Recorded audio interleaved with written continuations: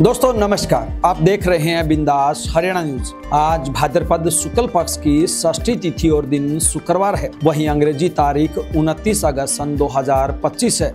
आगे बढ़ने से पहले आइए एक नजर डालते हैं आज की बड़ी सुर्खियों पर। हरियाणा सरकार ने महिलाओं को दिया बड़ा तोहफा, अब मिलेंगे हर महीने 2100 रुपए। हरियाणा में 4 लाख रजिस्टर्ड बेरोजगार व 4.25 लाख पोस्टें खाली। अभय चौटाला बोले, जजपा को मेरी तस्वीर लगानी पड़ेगी। डेरा सच्चा सौदा आश्रम में मां की हिरासत में नाबालिग। आज तक सबसे ज्यादा बढ़े सोने व चांदी के भाव। मोहन भागवत बोले, आरएसएस व भाजपा में मतभेद हो सकते हैं लेकिन मनभेद नहीं। केंद्र बोला, राज्य सुप्रीम कोर्ट में रिट पिटीशन नहीं दे सकते। अडानी ने खरीदा 1000 करोड़ में 10वां जेट। हरियाणा सरकार में कैग ने पकड़ी 1495 करोड़ की गड़बड़ी। हांसी में सेक्स रैकेट का भंडाफोड़, नकली ग्राहक बनकर पहुंची पुलिस। आयात शुल्क बढ़ने से हरियाणा में बिफरे किसान, आंदोलन की दी चेतावनी। भूपेंद्र हुड्डा बोले, सीएम ने सदन में दिए गलत जवाब। सरकारी स्कूल में छात्राओं से टीचर ने की छेड़छाड़। हरियाणा पुलिस में ट्रांसफर पर पुलिस वालों को बतानी होगी जाति। चर्चा, क्या अब फोर्स में भी पूछेंगे जाति। हरियाणा में होगी 8645 पदों पर स्टाफ की भर्ती। बताएंगे आज कैसा रहेगा आपके इलाके में मौसम का मिजाज। मैं हूं आपका अपना दोस्त अजय लोहान नारनौंदिया और अब खबरें विस्तार से। हरियाणा में महिलाओं को 25 सितंबर से 2100 रुपए महीने मिलने शुरू हो जाएंगे। सीएम नायब सैनी ने चंडीगढ़ में कैबिनेट की मीटिंग के बाद इसकी घोषणा की। सरकार ने इसे लाडो लक्ष्मी योजना का नाम दिया है। इसके लिए सरकार पिछले बजट में 5000 करोड़ का फंड पहले ही मंजूर कर चुकी है। सरकार का दावा है कि पहले चरण में करीब 20 लाख महिलाओं को इस योजना का लाभ दिया जाएगा। खास बात यह है कि पहले से पेंशन पा रही महिलाओं को इस स्कीम का लाभ नहीं मिलेगा। हालांकि गंभीर बीमारियों से पीड़ित महिलाओं को इसका अतिरिक्त लाभ मिलेगा। महिलाओं को एसएमएस भेजकर आवेदन करने को कहा जाएगा।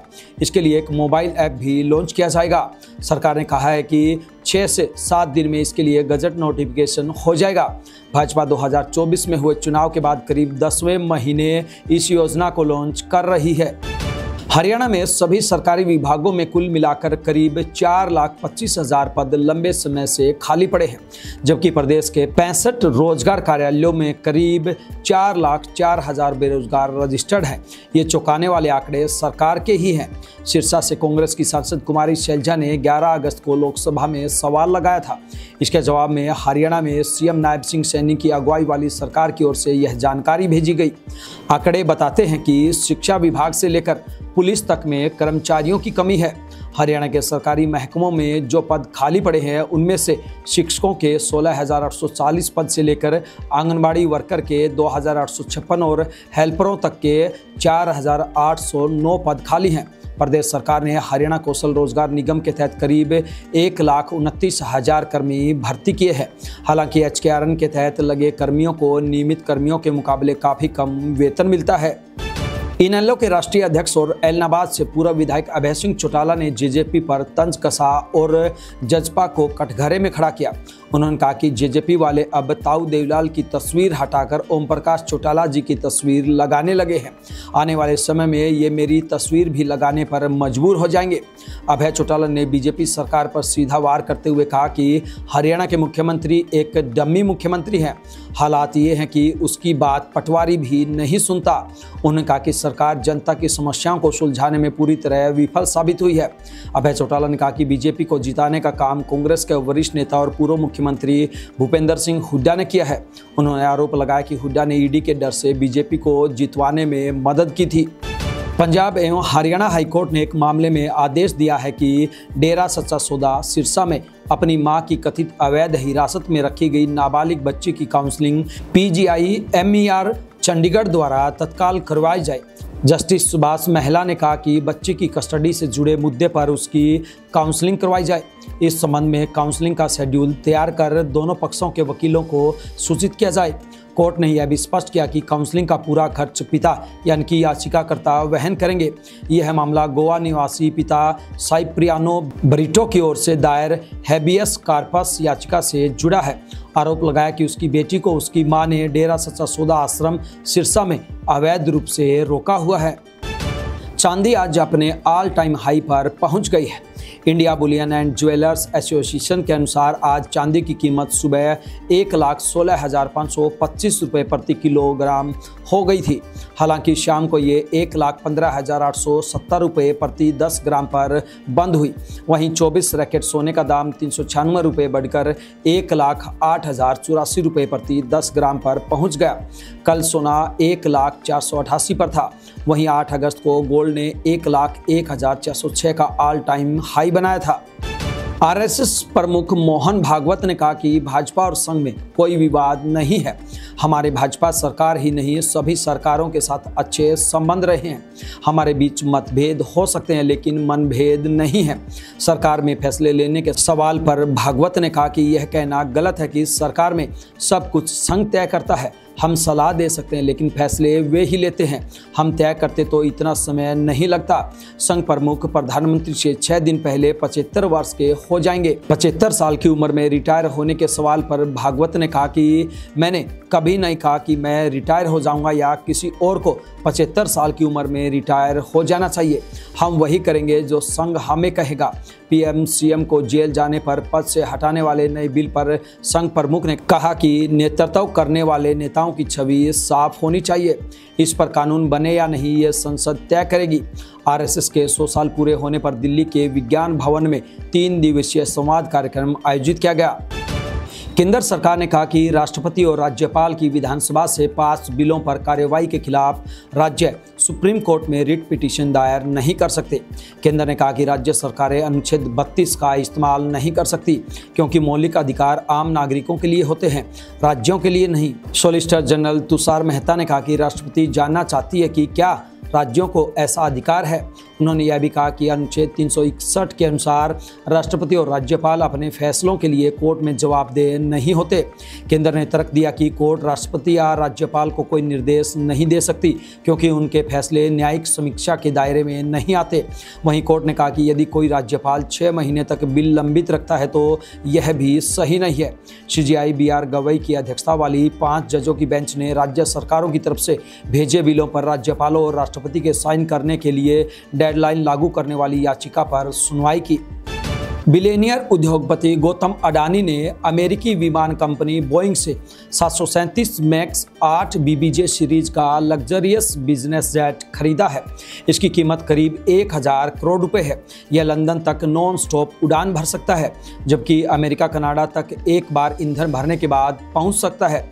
अडानी का नया प्लेन स्विट्जरलैंड के बेसल शहर से 9 घंटे में 6300 किलोमीटर की दूरी तय कर यह गणेश चतुर्थी के दिन सुबह 10 बजे अहमदाबाद एयरपोर्ट पर उतरा। वाटर कैनन सैल्यूट से इसका स्वागत किया गया। रिलायंस ग्रुप के चेयरमैन मुकेश अंबानी ने भी 24 अगस्त 2024 को इसी सीरीज का विमान खरीदा था। वैसे बोइंग 737 मैक्स 200 सीटर विमानों का इस्तेमाल Akasa, Air India Express, SpiceJet भी करती है। अब उद्योगपति भी अपने निजी उपयोग के लिए इसका इस्तेमाल कर रहे हैं। हरियाणा के सरकारी विभागों में भारत के नियंत्रक और महालेखा परीक्षक ने 1,495 करोड़ रुपए की गड़बड़ी पकड़ी है। यह रिपोर्ट विधानसभा में पेश की गई। कैग की रिपोर्ट में बताया गया कि किस तरह अफसरों की लापरवाही से सरकार को नेशनल ग्रीन ट्रिब्यूनल और इनकम टैक्स का जुर्माना झेलना पड़ रहा है। गेहूं को तुलवाने के लिए लाने ले जाने में ही करीब 3.25 करोड़ खर्च कर दिए गए। यही नहीं, आढ़तियों को तय रेट से ज़्यादा कमीशन बांटा गया। ठेकेदारों को प्रोजेक्ट कास्ट से ज़्यादा पेमेंट की गई। ई टेंडरिंग से बचने के लिए उसके अमाउंट में हेराफेरी की गई। सरकार की आपकी बेटी हमारी बेटी स्कीम में डबल आवेदनों को नहीं हटाया गया और LIC से 15 करोड़ से ज़्यादा की पेमेंट करा दी गई। फेल प्रोजेक्ट पर भी अधिकारी करोड़ों रुपए फूंकते रहे। हिसार के हांसी में पुलिस ने शहर में सेक्स रैकेट का भंडाफोड़ करते हुए 7 लोगों को रंगे हाथ काबू किया है। पुलिस टीम ने यह कार्रवाई हांसी की शांति कॉलोनी में की जहां सेक्स रैकेट का धंधा चल रहा था। पकड़े गए लोगों में 4 युवक और 3 युवतियां शामिल है। जानकारी के अनुसार पुलिस को लंबे समय से क्षेत्र में अनैतिक गतिविधियां होने की शिकायत मिल रही थी। इस पर DSP विनोद शंकर के नेतृत्व में विशेष टीम बनाई गई। योजना के तहत एक युवक को बोगस ग्राहक बनाकर मौके पर भेजा गया। इशारा मिलते ही शहर थाना प्रभारी सदानंद, बस स्टैंड चौकी इंचार्ज खेताराम सहित भारी पुलिस बल ने मौके पर दबिश दी और 7 लोगों को गिरफ्तार कर लिया। कपास पर आयात शुल्क खत्म करने के बाद किसान यूनियनों ने आंदोलन की तैयारी कर ली है। भिवानी में आयोजित भारतीय किसान यूनियन की प्रदेश स्तरीय बैठक में भारतीय किसान यूनियन चडूनी के राष्ट्रीय अध्यक्ष गुरनाम चडूनी ने इसका ऐलान किया है। चडूनी ने कहा कि हर फसल पर आयात शुल्क हो और वो इतना हो कि हमारी फसलों की MSP से उसके भाव ज़्यादा रहे। अमेरिकी सरकार द्वारा लगाए जा रहे अनाप शनाप टैरिफ के बाद भारत में भी आयात और निर्माण टैक्स गड़बड़ा गया है, जिसके चलते कपास पर आयात शुल्क खत्म किया गया। लेकिन अब कपास पर आयात शुल्क खत्म होने से कपास के भाव गिरने लगे हैं। वहीं अब कपास की नई फसल आएगी तो उसके भाव भी 1,500 रुपये प्रति क्विंटल कम होने की आशंका जताई जा रही है, जिसको लेकर भारतीय किसान यूनियन ने झंडा बुलंद कर बड़े आंदोलन की चेतावनी दी है। पूर्व मुख्यमंत्री भूपेंद्र सिंह हुड्डा ने सीएम नायब सैनी पर मानसून सत्र के दौरान गलत जानकारी देने का आरोप लगाया है। उन्होंने कहा कि सेशन में मुख्यमंत्री ने जो भी जवाब दिए वो असलियत से परे हैं। उन्होंने सदन में उठाए गए मुद्दों पर जिम्मेदारी से इन सवालों का जवाब नहीं दिया है। पूर्व सीएम ने यहां तक कह दिया कि मुख्यमंत्री और उनके मंत्री तैयारी से सदन में नहीं आए थे। गलत तैयारी करने के कारण उन्होंने पूरे हाउस को गुमराह करने की कोशिश की। हमें मजबूर होकर शोर करना पड़ा। लैंड ऑर्डर बड़ा मुद्दा रहा, लेकिन इस पर सरकार बसती रही। हमने जो आंकड़े पेश किए हैं वह SPI की रिपोर्ट के हैं। उसमें बताया गया है कि असुरक्षित प्रदेशों में हरियाणा सबसे ऊपर है। चंडीगढ़ में पत्रकारों से वार्ता के दौरान पूर्व सीएम ने कहा कि ये असली वोट चोर हैं। चुनाव के समय इन्होंने पहले BPL कार्ड बनवाए, फिर जब लोगों से इनका लाभ ले लिया फिर उन्हें कटवा भी दिया। पूर्व सीएम ने कहा कि अब तक इनकी सरकार प्रदेश में 11 लाख के करीब BPL कार्ड कटवा चुकी है। उन्होंने कहा कि STF की रिपोर्ट है कि सबसे ज़्यादा संगठित अपराध आज हरियाणा में हो रहे हैं। आज हरियाणा में लोग खुद को असुरक्षित महसूस कर रहे हैं। उद्योग और किसानों पर बोलते हुए भूपेंद्र सिंह हुड्डा ने कहा कि सरकार की कुनीतियों के कारण कितने सेलर मध्य प्रदेश में चले गए हैं, इसकी ओर कोई ध्यान नहीं है। यहाँ के व्यापारी और उद्योगपति यहाँ तेजी से बढ़ रहे अपराध के कारण पलायन कर रहे हैं। कुरुक्षेत्र में सरकारी स्कूल के संस्कृत टीचर की शर्मनाक करतूत सामने आई है। उस पर छात्राओं के साथ छेड़खानी के आरोप लगे हैं। इसे लेकर पीड़ित परिवार ने स्कूल इंचार्ज को शिकायत दी थी, मगर आरोपी टीचर पर कार्रवाई नहीं हुई, जिस पर आज ग्रामीणों का गुस्सा भड़क उठा। जानकारी के मुताबिक ग्रामीण स्कूल पहुंचे और आरोपी टीचर पर कार्रवाई के लिए अड़ गए। इस दौरान ग्रामीणों ने पुलिस को मौके पर बुला लिया। स्कूल में करीब 2 घंटे तक पुलिस, शिक्षा विभाग के अधिकारी और ग्रामीणों के बीच पंचायत चली, जिसके बाद पुलिस ने आरोपी के खिलाफ कार्रवाई करने का आश्वासन दिया। हरियाणा पुलिस में सिपाही और हवलदार के ट्रांसफर के लिए ऑनलाइन पोर्टल शुरू किया जा रहा है। इसमें जाति का कॉलम होने पर चर्चा छिड़ गई है। लोग सोशल मीडिया पर सवाल पूछ रहे हैं कि क्या अब फोर्स में भी जाति पूछकर ट्रांसफर होंगे। हरियाणा DGP ऑफिस के द्वारा सभी पुलिस रेंज और SP के नाम जारी पत्र के साथ दिशा निर्देश का एक पत्र भी है, जिसमें जाति का कॉलम दिया गया है। हरियाणा पुलिस के जवान दबी जुबान में कह रहे हैं कि ट्रांसफर और प्रमोशन में कैटेगरी तो पूछी जा सकती है, लेकिन कास्ट पूछने का मतलब समझ नहीं आ रहा है। फोर्स में अगर जाति पूछी जाने लगी तो यूनिटी खतरे में पड़ जाएगी। हरियाणा के सरकारी एवं एडेड कॉलेजों में शिक्षकों व कर्मचारियों की खाली पदों को भरने को लेकर सरकार ने कई सत्रों पर प्रक्रिया शुरू कर दी है। 1 अप्रैल तक राज्य के सभी जिलों के कॉलेजों में स्वीकृत व खाली पदों का पूरा ब्यौरा मांगा गया है। 9 जिले सहित पूरे हरियाणा में 31 प्रोफेसरों को प्राचार्य पद पर प्रमोशन करने का प्रस्ताव सरकार के पास पहुंच चुका है। वहीं 2424 असिस्टेंट प्रोफेसर की भर्ती के लिए हरियाणा लोक सेवा आयोग को मांग भेजी गई है। चयन प्रक्रिया पूरी होने के बाद खाली पदों को भरा जाएगा। 9 जिले के सरकारी कॉलेजों में ग्रुप D के 13 पदों की मांग भेजी गई है और अनुमति मिलते ही इन्हें भरा जाएगा। 9 के सहायता प्राप्त YMD कॉलेज में प्राचार्य की नियुक्ति के लिए विभाग ने 23 जून 2025 को अनुमति प्रदान कर दी है।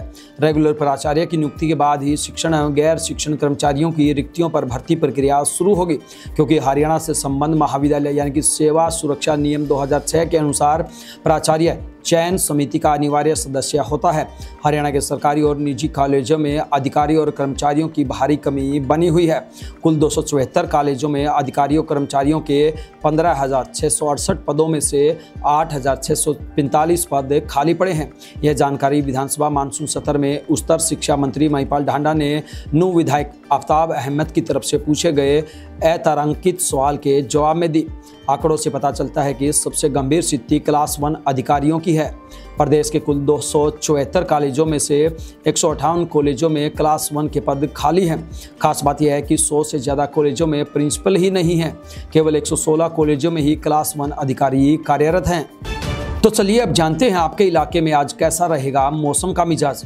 हरियाणा में आज सुबह का तापमान 24 डिग्री है। हवा, नमी और अन्य मौसम की स्थितियों जैसे कारकों को ध्यान में रखते हुए तापमान 27 डिग्री जैसा महसूस हो सकता है। हरियाणा में सुबह बारिश की संभावना 100% है और हवा की गति 9 किलोमीटर प्रति घंटा रहेगी। दोपहर के समय तापमान 30 डिग्री और यह 37 डिग्री जैसा महसूस होगा। 20 किलोमीटर प्रति घंटे की हवा की गति के साथ आर्द्रता लगभग 75% रहेगी। शाम का तापमान 29 डिग्री तक पहुँच जाएगा। हरियाणा में शाम के समय बारिश की संभावना 100% है। साथ ही हवा की गति 11 किलोमीटर प्रति घंटा रहने की संभावना है। रात का तापमान 25 डिग्री और हवा की गति 10 किलोमीटर प्रति घंटा रहेगी। ये थी बिंदास हरियाणा पर बड़ी खबरें। अब दीजिए आपके अपने साथी अजय लोहान नारनौंदिया को इजाजत। नमस्कार।